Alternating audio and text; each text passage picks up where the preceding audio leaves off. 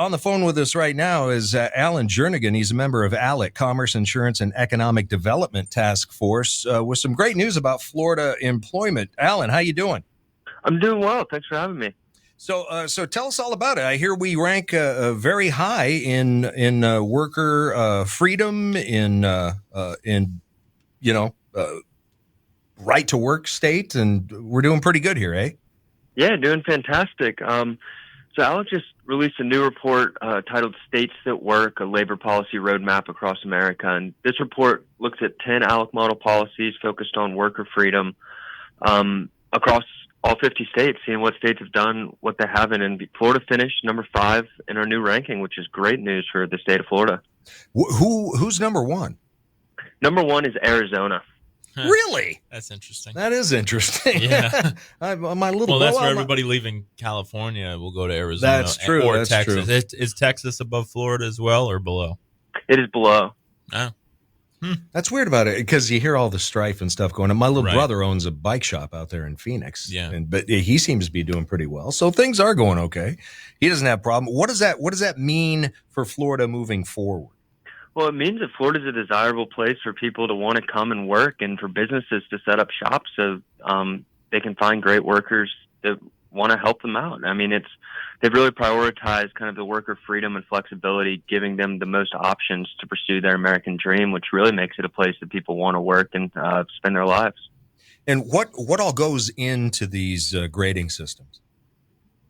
So for this one, we took 10 policies and just looked at if the states pass the reform or if they haven't, and in some scenarios where it's a multi-step reform, if they've done part of it but not all of it, you give them half credit there. And so through those 10 policies, looked at them and see what the states have, and then also looked at the reliance on the government for job growth in the country or in the state. So really trying to see just how much opportunity and flexibility the workers have in each state. What do you think that Florida can do to get up into the top 2, top 3?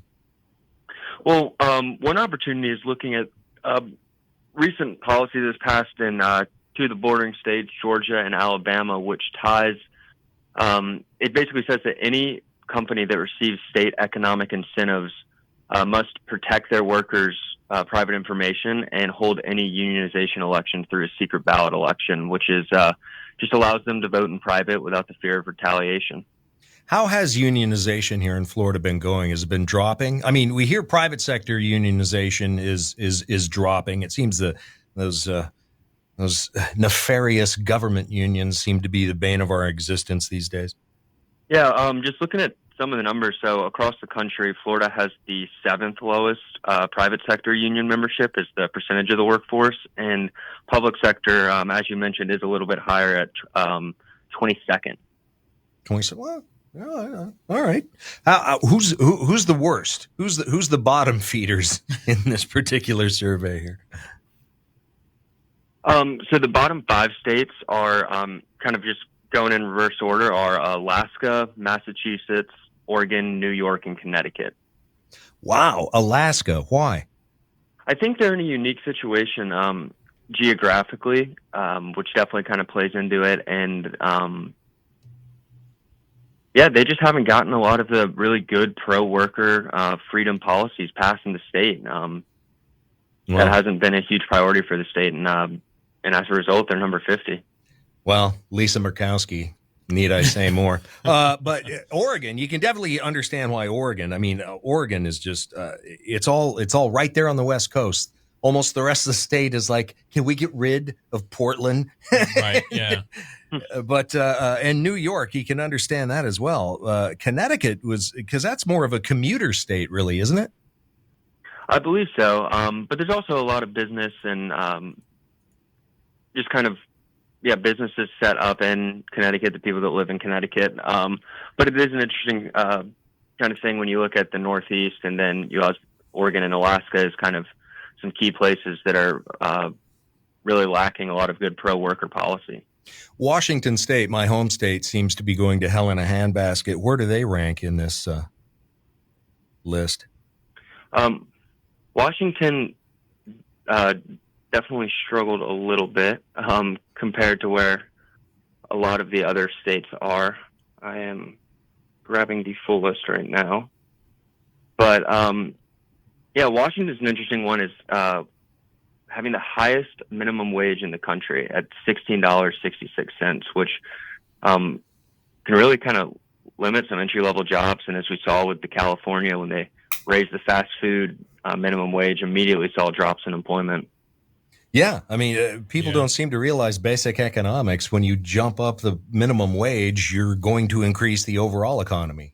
Prices are going up everywhere. They find a robot to replace you. Yes, exactly. Yeah. So how do you... Yeah, Washington came in at 40th overall in this ranking. Yeah, that doesn't surprise me. Yeah. Near the bottom. Sad to see. So do you think that other states, which state do you see as going to be the biggest, who's making changes that is going to bring them up on that list?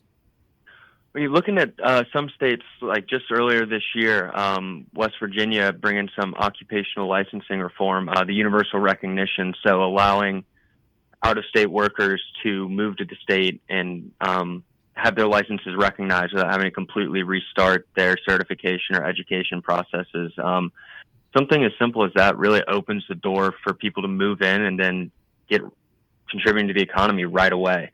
So that's one state that's definitely doing some good things. And then really all across the country, there's a lot of momentum in the pro worker space. So a lot of states are primed to improve themselves in the upcoming year. Excellent. Hey, tell us about ALEC and how people can find out more information. Absolutely. So you can find us online at ALEC.org. That's ALEC.org.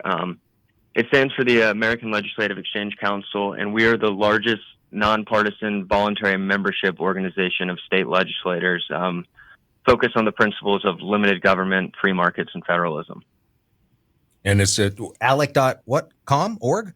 ALEC.org. ALEC.org. ALEC.org. Awesome. Great. Well, Alan, thanks for the info, man.